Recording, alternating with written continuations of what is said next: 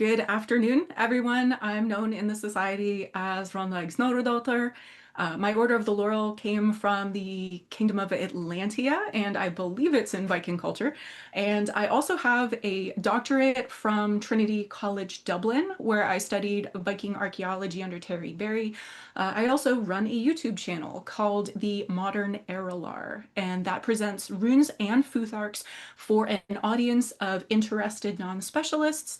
Um, just a disclaimer here, the views presented here are my own, based on my own research, and represent neither the views of the United States government nor the Society for Creative Anachronism, and neither of these entities provides any specific endorsement of my work.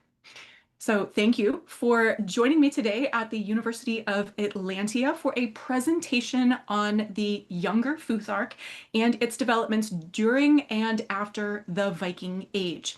This will be about a 40-minute presentation with time specifically allotted for your questions before your next class. I see some familiar faces and names today, so if you've taken classes on runes from me before, this will be a deeper dive than I have presented at the University of Atlantia previously. While I will be taking you through concepts that I really didn't get exposed to until graduate school, I promise that you will be able to understand the spoken linguistic changes that explain why written language also changed. I will assume that you know that runes are a Germanic writing system and that there are an elder and a younger Futhark, but I will not make assumptions past that point. I will explain every linguistic term that I will use, and if I name a rune, I will try to point to it as I am naming it. And case in point, you will hear me using multiple names for the same rune shape or graph, like Fehu and Feyu and Fey are all valid names for the first rune of the Futhark. And this is because different sources, for example, different rune poems, recorded different names for the same rune graph in different times and places. So when I'm talking about Elder Futhark, I tend to use the name Fehu, and in Younger Futhark, I tend to use Fey, though they have basically this same shape here. You will also see me refer to different shapes like a jagged S of either direction, or also a vertical line with a dot that stops about halfway down using the name Soul. And these are all valid ways of writing a rune that makes an S sound in Younger Futhark that was known by the name Soul. These different but equally valid shapes are called allographs. And this is sort of like how you can write a lowercase a with a circle and a line, or in some fonts, you can actually put a little curly Q at the top. And these are both valid ways of writing a lowercase a in the Latin alphabet. To explain why it's the Younger Futhark, we first need to know that the Elder Futhark and the Proto-Scandinavian language that it recorded began to differ regionally as spoken language evolved between the 6th, 7th, and 8th centuries of the Common Era, or what you might know as Anno Domini. The Proto-Scandinavian language developed into new languages that we group into the term Old Norse. And I'd like to be clear that Old Norse as a term is actually a construct. Proto-Scandinavian actually split into different dialects, which later developed into independent languages. These are Old West Norse, Old East Norse, and Old Gutnish from the island of Gotland.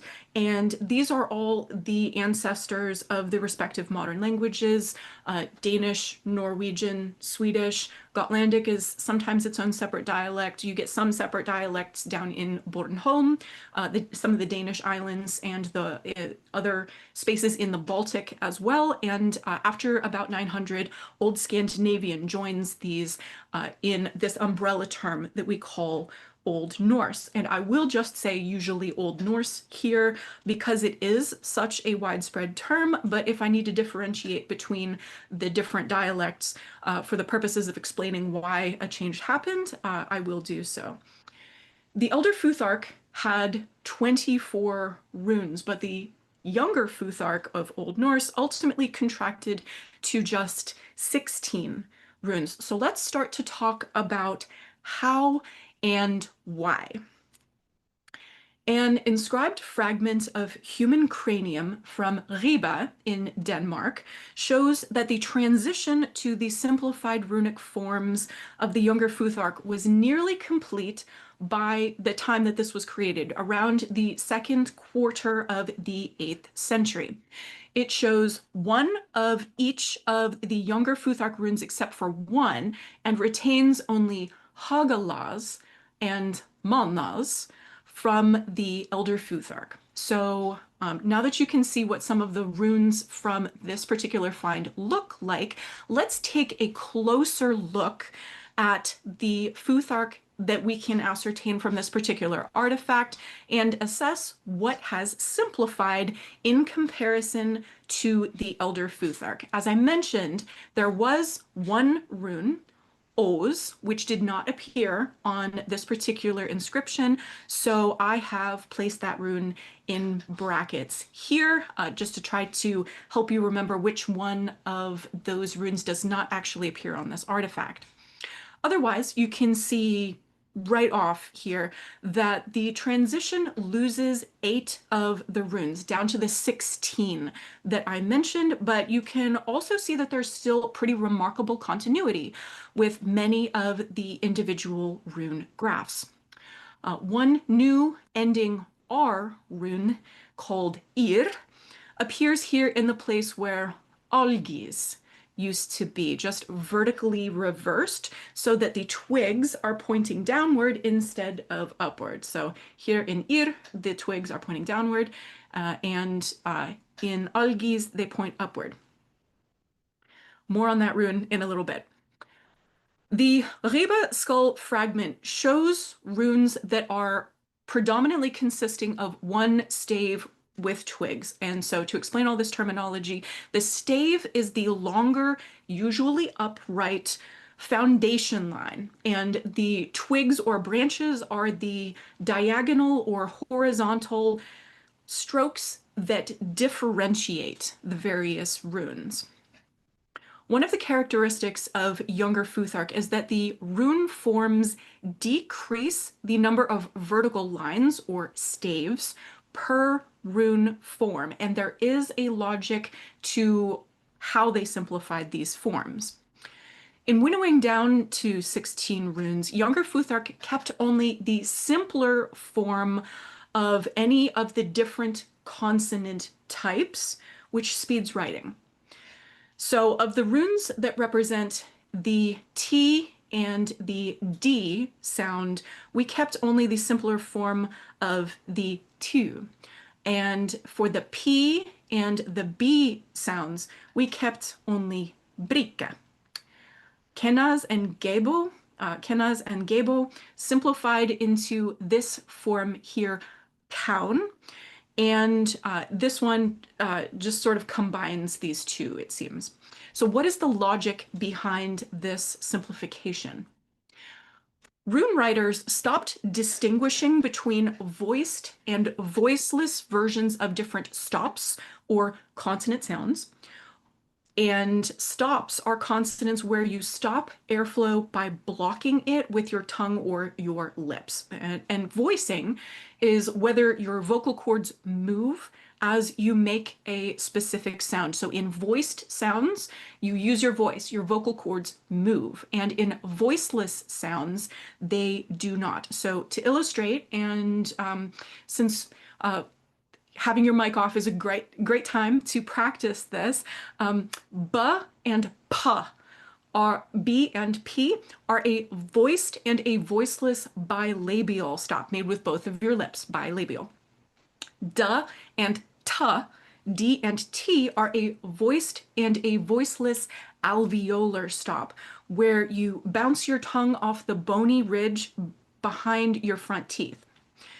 And G and K, so G and K and ing, this NG sound, are a voiced and a voiceless and a nasal velar stop, where you put the back part of your tongue against the soft palate and in the roof of your mouth. And in Younger Futhark, it seems that of these consonant groups, as I mentioned, rune writers chose a single, simpler form to indicate both or one of three types of the same consonant, regardless of whether it was voiced or voiceless.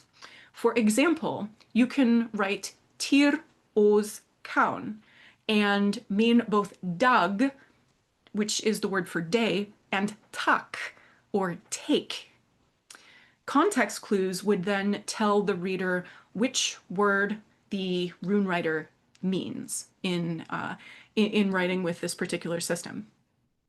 So if we look at the Jørlev stone from the island of Sjælland in Denmark, it shows us the end of this transitional phase and a reasonable mid-Viking period Danish Younger Futhark rune row of 16 runes. And this rune row has a more recognizably Younger Futhark short A, where a branch crosses the stave. The star rune, which did actually appear earlier, this star rune now indicates the H sound instead of an A, like it did on the Ribe skull fragment. And this simplifies the Hagalaz rune that I showed earlier. That is now a simpler form, and Manas as well. That had been a holdover from Elder Futhark. This is a version where the twigs re-intersect the stave in order to make a ring at the top of the stave. More frequently, we see it with open twigs, and so it sort of like looks like the Algi's rune and a vertically reversed version of this. So most of the time, it would actually be shown like this, but this is the Futhark that is on the Jørlev stone, and this is a perfectly valid set of runes if you want to put together an inscription for someone who is from this part of Denmark from about this time. All runes in this Futhark, as you can see here, now have a single stave. So this seems to have happened definitely by the 9th century, sometime in there, where we have gone through the transitional phase between Elder Futhark and Younger, and we've solidified into the Younger Futhark.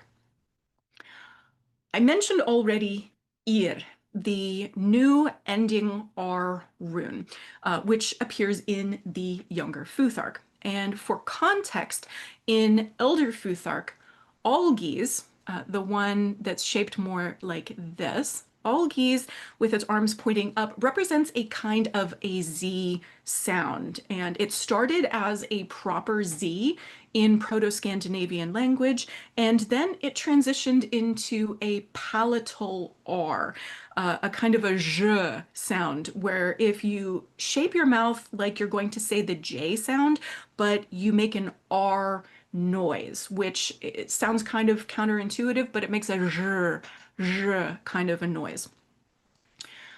Between 500 and 900, we see an evolution between Algi's and Raid and Ir, where we can watch the sounds that they indicate start to overlap and transition much more from Z sounds into R properly.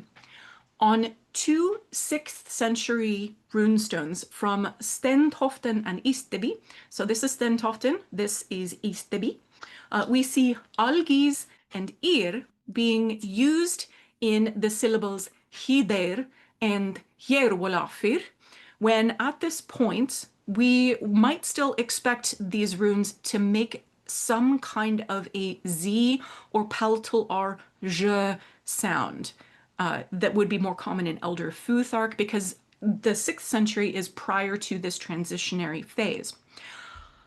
On the other hand, though, a group of runestones on the island of Fyn, also in Denmark, and there's some overlap with Zealand as well.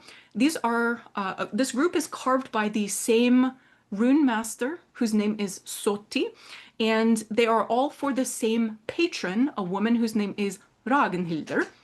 And in these inscriptions, these words, so you will see here, Ragnhildr's name is written out, and it uses the Ribe rune, where we might actually expect something that would be a bit more of a palatal R.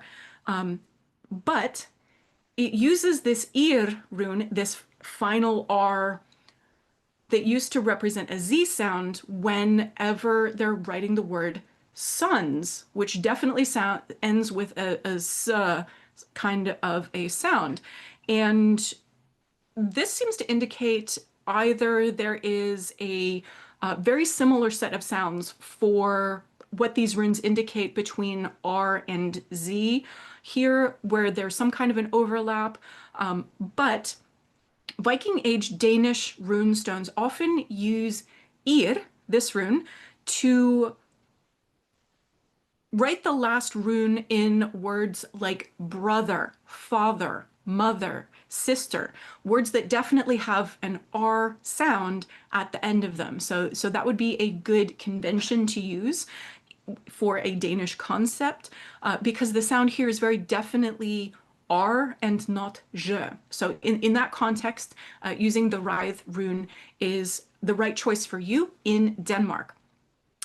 In Norway, however, and in Norwegian settled areas, the final R evolved from the palatal to a regular R very, very quickly. And this means that the Ir rune became redundant. So if that final R is that R sound and we already have an R rune, what are we going to do with the Ir rune? Well, in Norway, where that regular Ribe rune that looks like an R, that starts to be used at the end of words. And the earliest instance that we see of Ribe replacing Ir at the end of words in Norway is from the second quarter of the 11th century on the Dynna stone. And here it appears in the words Gunvor, that's a woman's name, and also daughter, which you can see is spelled Tutur, if you're quick on the uptake. And eventually, this practice where you're using the R as the final rune instead of Ir, this spreads to the rest of Scandinavia as the differentiation between the R sounds disappears. And in Norway in particular, the Ir rune starts to be used for a Y sound, like on the Olderness runestone, where it is used to spell the name Oyvinder. So it appears right here, Oy. So that ya sound is now being represented by Ir. So now we've talked about what they're doing in Denmark and Norway. So that accounts for dialects of Old West Norse. So those are differentiated from Old East Norse. They're speaking that in Sweden and on Gotland. And Gotland eventually differentiates into Old Gutnish itself.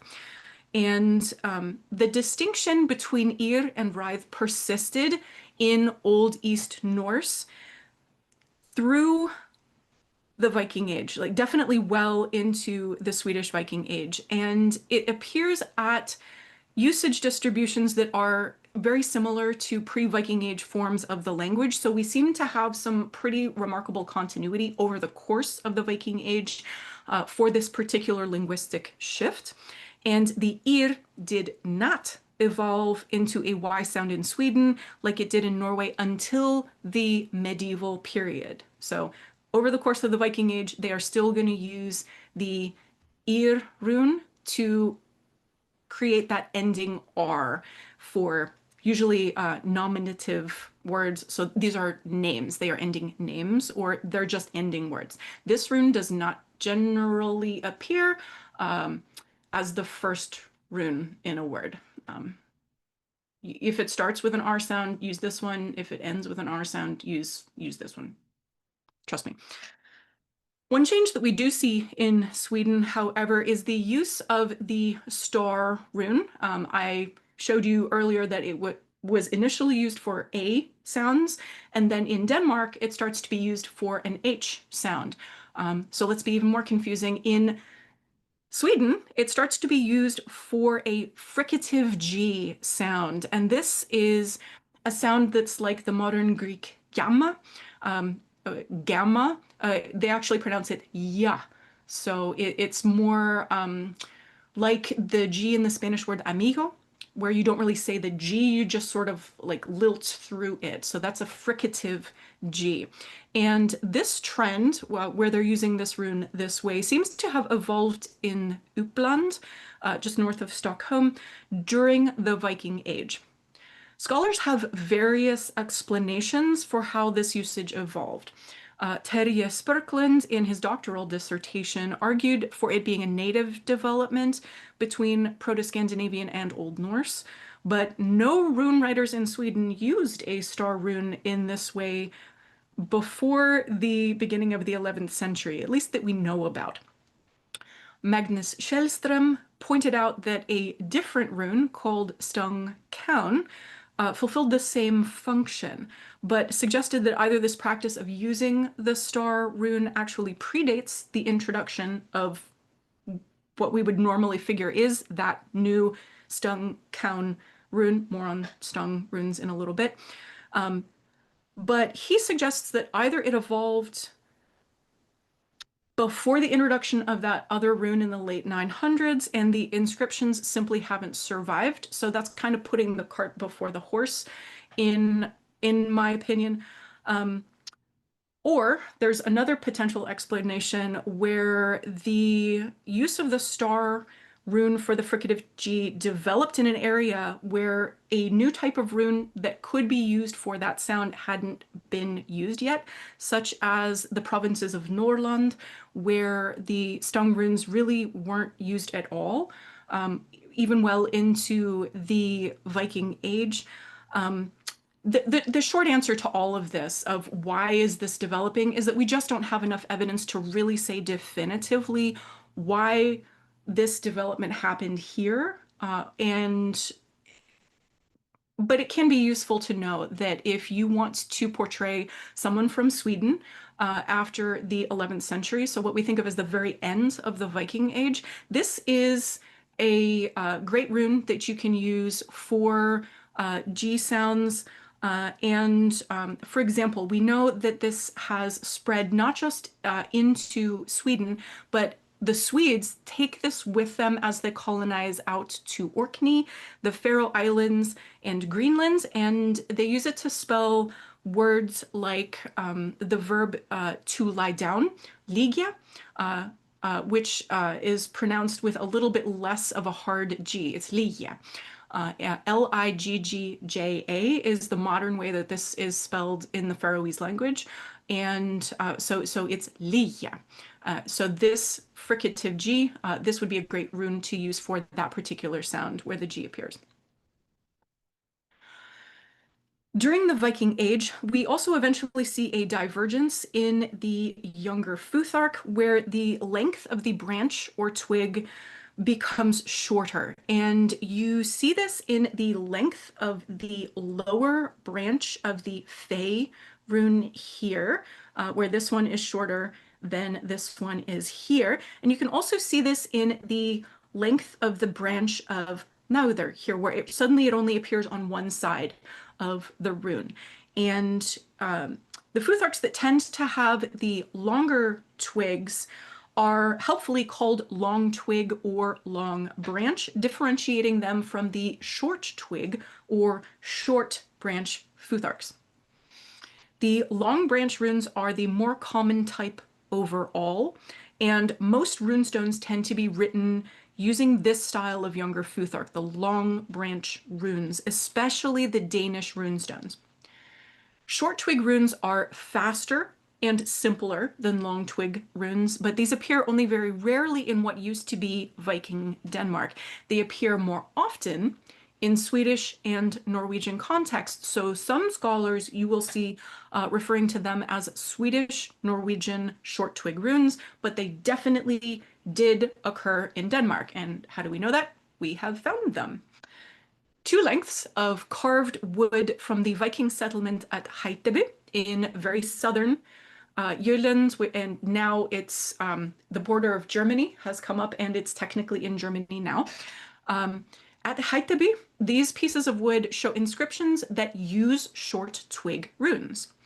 This one includes a full Futhark rune row, and this short twig variant is what is appearing here for this rune row. I'd like to point out that this is one of the few instances where we see this first A in the Futhark rune row that we call the nasal A. It makes an all sound that eventually becomes the O of modern Scandinavian, where you say an A sound, but you really, really, really raise the soft palate into, and you try to say as much of the A in your nose as possible. That's why it's called a nasal A. So it's an O noise that's combined with an O.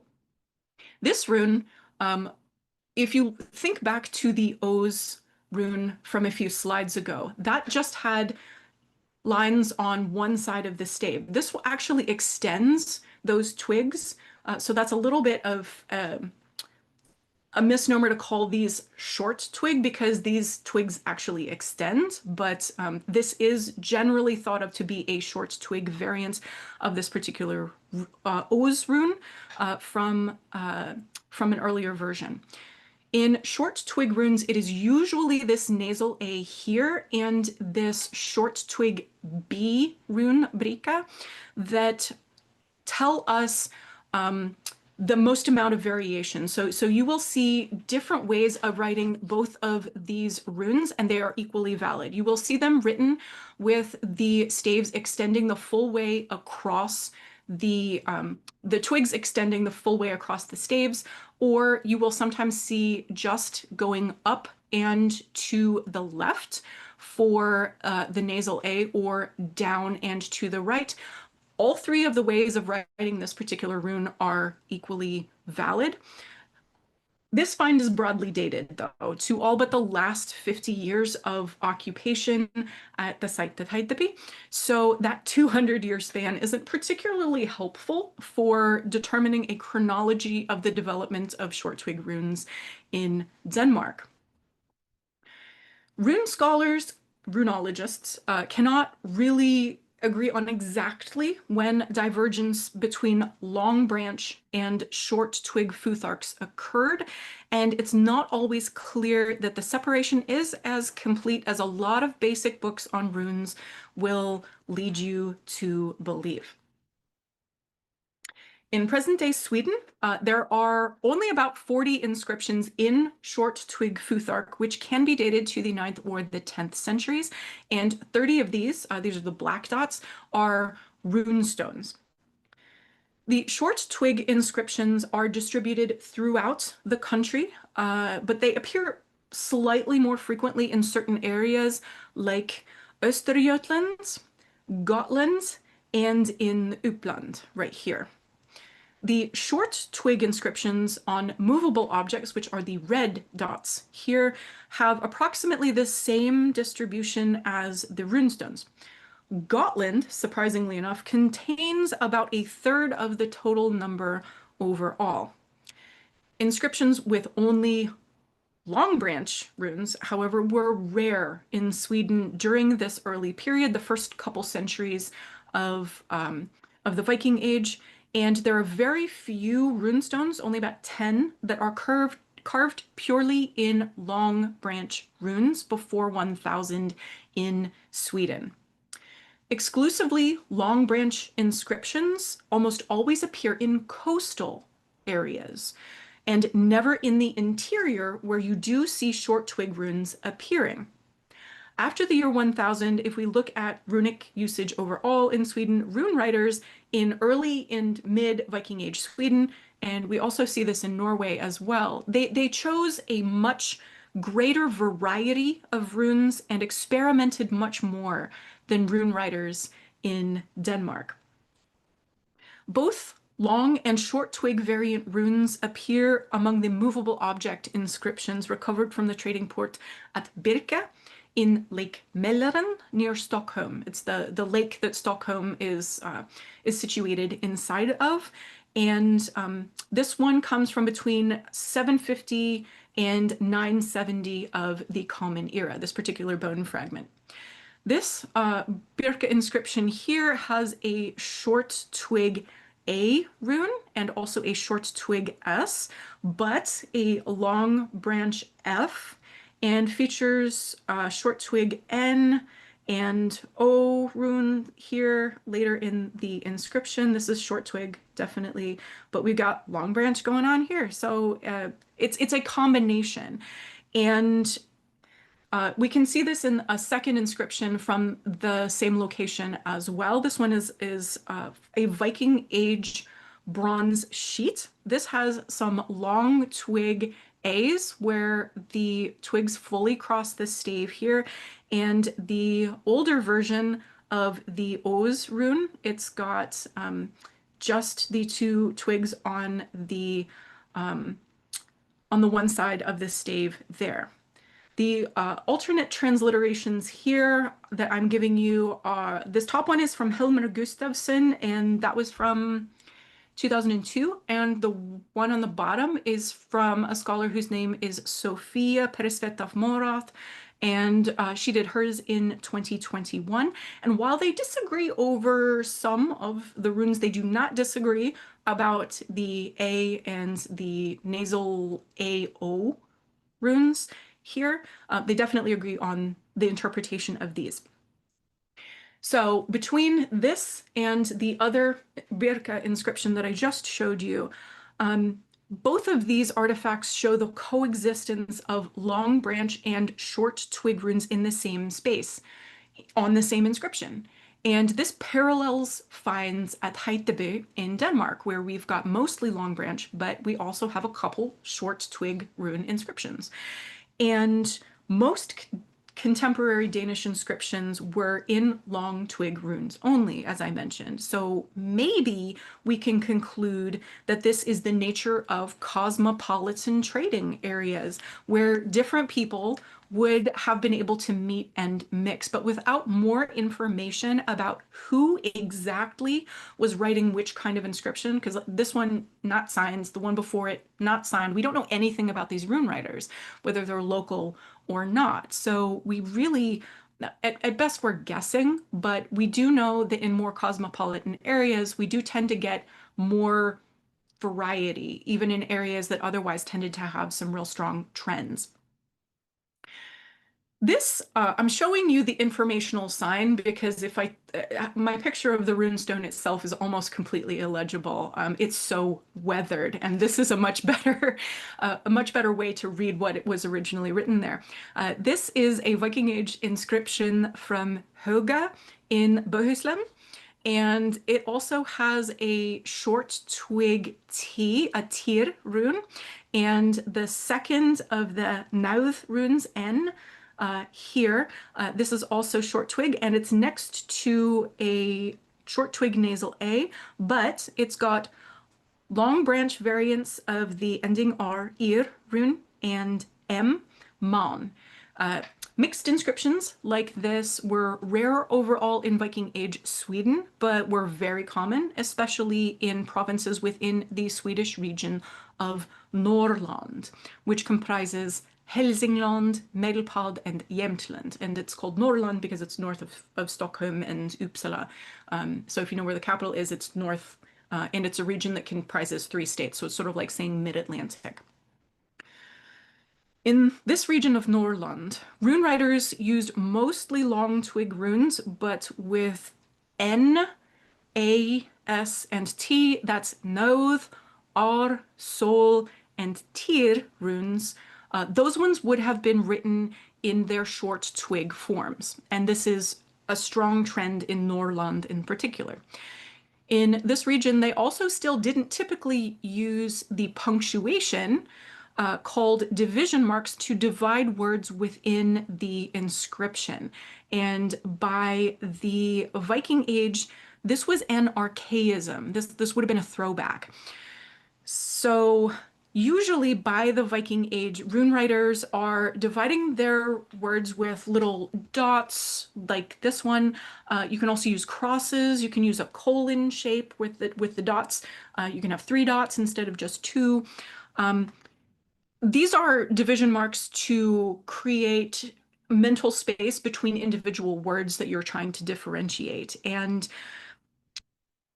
in this area, they really didn't use those. So for them to be doing a throwback thing in this area, maybe the sparse survival of inscriptions before the year 1000 in this area just means that we don't have evidence um, for any particular kind of a trend here, but we know really the message ultimately here is that we can use either short twig or long branch runes or mix the two is what I'm trying to get at. And it sort of depends on where exactly and when you are, but in Norway and Sweden, you can mix these a lot more freely. In Denmark, you would tend to use long branch runes. If we compare multiple later finds from Norway, we can see that these runes are also a mix of short twig and long branch. The Fey, the Bjorko, and the Ir are all long branch, whereas the Nauð, Or, Sol, Sol is this one, Tyr, and Lauger runes are all short twig. And when Michael Barnes is talking about this particular set of runes, he calls these a mixed Futhark in scare quotes. And more frequently than not, Norwegian medieval rune writers were using a mixed Futhark on their runestones. For example, on runestone N251 from Stavanger, we can see both a rune where the branch goes up and to the right, and where the branch fully crosses this stave, whereas it terminates at the stave in this version. And both of these runes indicate an A sound. There are also two different S runes. The first one is a more normal S soul rune that we would generally expect to see. And the second version shows up twice in this particular inscription. It is a less frequent medieval variant of a long twig soul rune. The usage of multiple variants for the same sound sometimes means that these runes are allographs of each other, that it's just, you know, somebody using an A that looks like this and an A that looks like this in the same handwriting at the same time. But more often than not, the rune graphs are actually specifically differentiating slightly different sounds like ah and ah. We don't differentiate that with anything other than an A in modern spoken English, but the rune writer here, I would pronounce these first two words Kjetil Reisti. So we do actually have two different A sounds here, and the rune writer is differentiating between these two different A sounds with different graphs. And that really starts to be a thing post-Viking Age. So very often we will assume that the Viking Age ends right around 1050-ish. So by the end of the Viking Age, differentiating different sounds by using what used to be allographs starts to take off. Stone N184 from Galteland is now fragmentary, but enough drawings were made of it in the 17th century that scholars can reconstruct. You can see this reconstructed portion here that shows what this stone used to look like. And I have taken a vertical stone and moved it horizontally, not only so that you can read it a little more clearly, but also so that you don't have to do this while you're reading it. Oops, let me go back. So this particular, we see here that the Ansur rune here, this sounds here, this rune appears in the word Bjor, and it appears in Sotti, and it also appears in the word England as well. Previously, the ur rune, this one here, would have been used for these sounds in these words to spell these, but what we're seeing here is a bit of continuity from u to a to o sounds, or u to a to o, all within a relatively short period of time. And the trend that I'm trying to illustrate here is the ah, on, o evolution here. But we're using the same rune to indicate two very different sounds, bjor and ingland. So bio, ah in here. So you can also still have the same rune being used for very different sounds.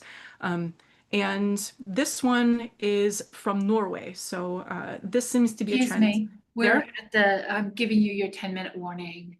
Okay. This change occurred in a part of Norway about 1020, and this change did not increase the number of runes in the Norwegian Younger Futhark, but represented an evolution of the sound that the rune indicates. So why is England spelled what looks like IKLAT? This is because we are not representing a nasal before a homorganic consonant. If sounds are made in the same part of the mouth, they are homorganic. And when a word in languages that we usually call Proto-Scandinavian and Old Norse is spelled with an M or an N rune, followed by a consonant sound that is made in the same part of the mouth, the M and B and P, those are all made in the same kind of mouth, then we don't write the M in the word. So in words like the Old Norse word kumbel, which means a monument, a marker, a runestone. Sometimes during the Viking Age, in certain areas, we see this spelling kumel, K-U-M-L, where they've skipped the B, but much, much, much more frequently, we will see it spelled K-U-B-L, and we don't write the M. And so if you've got a word that has N and D together, England, you skip the N when you're writing it. And so IKLAT is the way that they would have spelled England here. That would have been more common.